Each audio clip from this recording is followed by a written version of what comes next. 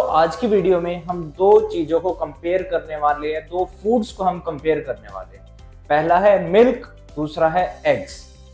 सबसे पहले तो मैं आप लोगों को बता दूं कि जो लोग सोचते हैं कि जो एग है वो वेजिटेरियन में नहीं नॉन वेजिटेरियन में आता है, तो वेजिटेरियन में ही आता है वो। रीजन बीइंग कि नॉन वेज में हम क्या कंसिडर करते हैं, जिस भी फूड में मसल या कोई भी बोन इन्वॉल्व होती है वो मेरा फूड नॉन वेजिटेरियन में आता है।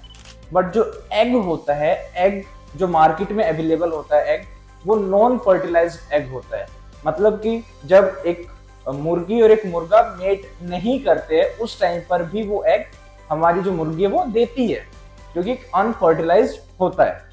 फर्टिलाइज्ड अगर होता है तो वो हम उसको कंसिडर कर सकते हैं कि नॉन वेजिटेरियन में वो आएगा। एंड वहीं पर अगर मैं मिल्क की बात करूं, दूध की मैं बात करता हूं, तो मिल्क हमें कब मिलता है, जब कोई भी गाय है, भैंस या कोई भी एनिमल है, जब किसी भी बेबी को बर्थ देती है उस टाइम पर हमें मिल्क मिलता है। बट उस गाय को, भैंस को हम पूरा साल उसको प्रेग्नेंट रखते हैं, पूरा साल मतलब उससे बेबी प्रोड्यूस करवाते, तब जाकर हमें पूरे साल भर हमें मिल्क मिलता है, जो कि एक नेचुरल चीज नहीं है। तो अगर आप एग को नॉन वेजिटेरियन में कंसिडर करें तो मिल्क भी आपको नॉन वेजिटेरियन आना चाहिए, क्योंकि एनिमल अब्यूज तो यहाँ पर भी हो रहा है। तो बट अगर आप मिल्क को वेजिटेरियन में कंसिडर करते हो तो एग भी आपका वेजिटेरियन में ही आएगा।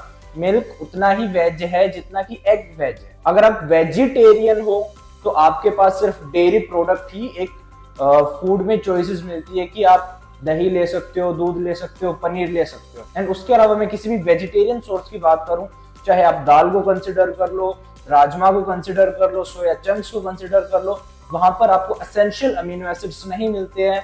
उसके अलावा बायोलॉजिकल वैल्यू जो रहती है वो भी कम रहती है। उसके अलावा अदर ऐसी चीजें भी है उसमें कि जो मेरे मिनरल के एब्जॉर्प्शन को, विटामिन एब्जॉर्प्शन को कम करता है, जैसे कि फाइटेट एसिड है, ऑक्सलेट है।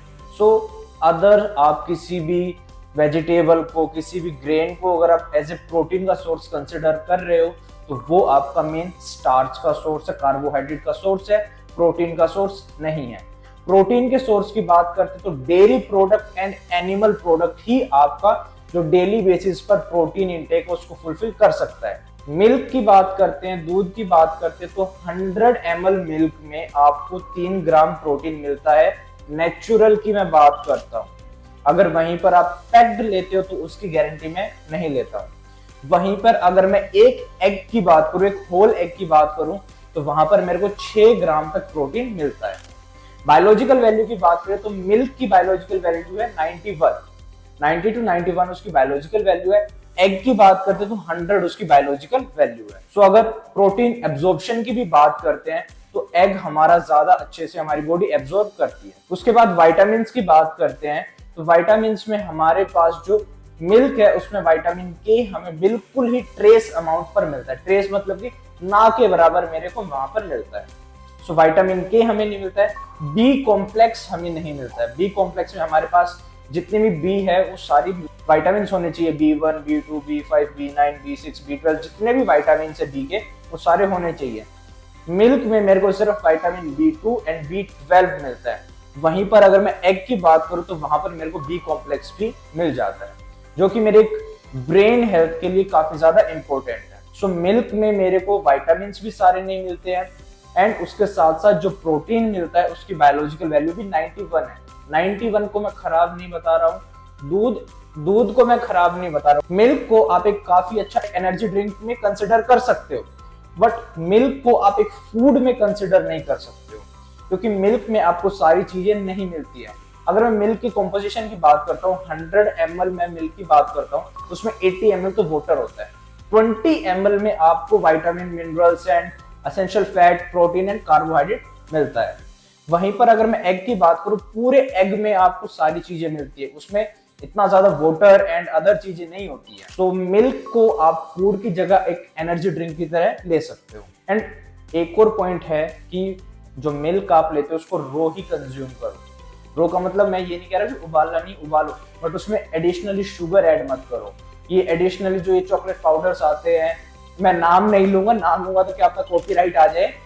तो जैसे जो बोलते कि हाइट बढ़ती है या इससे जीत की तैयारी होती है, समझ रहे हो आप कि मैं किस चीज की बात कर रहा हूँ, उसको ऐड ना करो। मिल्क को, अगर मिल्क में आपको फ्लेवर्स ऐड करने हैं तो उसमें ड्राई फ्रूट्स आप ऐड कर सकते हो, या केसर वगैरह कुछ भी आप ऐड करना चाहते हो वो ऐड कर सकते हो, बट शुगर को ऐड उसमें ना करो। तो मिल्क की बात कर रहे थे, इसका जो बायोलॉजिकल वैल्यू है एग से कम है, प्रोटीन की क्वांटिटी है वो भी कम है, उसके साथ साथ विटामिन पूरे नहीं मिलते, बी कॉम्प्लेक्स हमें पूरा नहीं मिलता है। एग की अगर मैं बात करूं तो एग में हमें विटामिन सी नहीं मिलता है। विटामिन सी को अगर हम हटा देते तो हमें सारे विटामिन मिल जाते हैं। अब मिनरल्स की बात करते तो मिल्क में हमें आयरन नहीं मिलता है, जो कि हमारे हीमोग्लोबिन के प्रोडक्शन के लिए काफी ज्यादा इंपॉर्टेंट है। वहीं पर एग में हमें आयरन काफी अच्छी मात्रा में मिल जाता है। सो अगर मैं ओवरऑल बात करूं तो एग में मेरे पास प्रॉपर मिनरल भी है, सारे विटामिन भी है, प्रोटीन की क्वांटिटी भी ज्यादा है, हेल्दी फैट्स भी है, ग्लाइकोजन भी हमें वहां पर मिलता है। एंड एग को अगर आप ये समझ रहे हो कि वो उससे जो मार्केट में एग मिलता है उस एग से इन फ्यूचर बेबी प्रोड्यूस हो सकता है, नहीं हो सकता है। वो एग ऐसा ही रहेगा, आप उसको चाहे 1 महीना रखो या 1 साल तक रखो, वो एग वैसा ही रहेगा, उससे कोई भी बच्चा नहीं होगा। वो अनफर्टिलाइज्ड एग होता है जो कि मार्केट में हमें मिलता है, वो किसी भी तरीके की मीटिंग से प्रोड्यूस नहीं होता है। सो एग को भी आप वेजिटेरियन में कंसिडर कर सकते हो, जैसे कि मिल्क को आप कंसिडर कर रहे हो। सो आज की वीडियो में सिर्फ इतना ही। आज मैंने आपको बताया कि मिल्क और एग को अगर हम कंपेयर करते हैं तो बेटर हमारे पास एग निकल के आता है। अगर आप सोचते हो कि मैं 1 ग्लास 2 ग्लास 3 ग्लास दूध पी के अपने रिक्वायरमेंट्स को फुलफिल कर सकता हूं, तो आप नहीं कर सकते हो, क्योंकि उसमें 80% तो वाटर है, 20% में आपको जो minerals, vitamin and protein, fat, carbohydrate ये मिलता है। एंड उसमें भी जो मिल्क है हमेशा से सिर्फ बच्चों के लिए हुआ है। इन नेचर की मैं बात करता हूँ, कोई भी एनिमल की मैं बात करता हूँ, स्टार्टिंग की फेज जब उनका बेबी पीरियड होता है उस टाइम पर ही मिल्क बनता है। किसी भी एनिमल में, आप कार्निवोरस लो, आप हर्बीवोरस लो, आप गाय भैंस को देखो कि कुछ टाइम तक ही जो गाय भैंस है वो मिल्क प्रोड्यूस कर सकती है। कार्निवोरस में जाते हो, शेर, चीता, तेंदुआ, किसी भी तरफ जाते हो, वो भी कुछ टाइम पीरियड तक ही मिल्क प्रोड्यूस कर सकते हैं। उसके बाद उसको अदर सोर्स के ऊपर ही रिलाई करना पड़ता है। सेम जो मिल्क है ह्यूमंस में भी कुछ टाइम के लिए ही बनता है, उसके बाद आपको एक्स्ट्रा बाहर से खाना खाना पड़ता है। सेम मिल्क कभी भी एडल्ट के लिए नहीं था, मिल्क सिर्फ बच्चों के लिए था। अगर आप एडल्ट हो एंड एडल्ट हो के आप सोचते हो कि मिल्क से अपने रिक्वायरमेंट फुलफिल कर लोगे, तो वो पॉसिबल नहीं है। आपको अदर चीजों के ऊपर जाना पड़ेगा। अगर मैं प्रोटीन की बात करता हूं तो आपको पनीर की तरफ, दही की तरफ, दूध की तरफ, छाछ की तरफ, इन सारी चीजों के ऊपर जाना पड़ेगा। आप वेजिटेरियन हो तो।